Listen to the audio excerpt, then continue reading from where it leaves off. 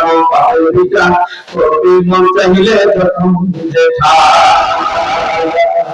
দেশটা লাখো মায়ের ইজ্জতের দামে কেনা এই মাটিতে বেঁচে আছে লাখো শহীদের রক্ত কণা লাখো শহীদের রক্ত কণা বেশি আছে না আসলে নাই এই দেশটা তো তাদের এই দেশটা তো আমাদের একাই তোমার বাবা দাদুর হতে পারে না কথা ঠিক আমার দেশের কথা হবে কোরআনের ময়দানে কোরআনের মাহফিল যারা বন্ধ করতে আসবে ভবিষ্যতে তাদের জিহ্বা ইমানে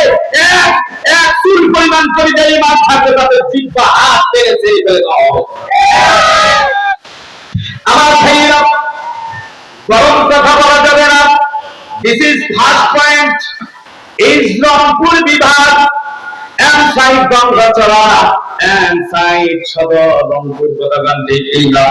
আমার ভাইরা সত্য কথা বললে তো হুজুরকে খারাপ ভাববেন আসলে সত্য কথা আমরা বলেই যাব যতই খারাপ বলেন না কেন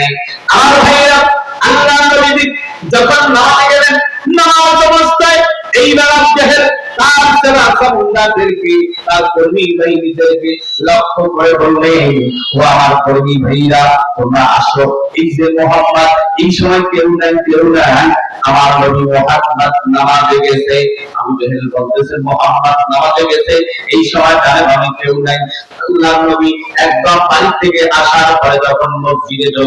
ঢোকার সাথে সাথে দুই রাকাত নফল নামাজ আদায় করে বলেন সুবহানাল্লাহ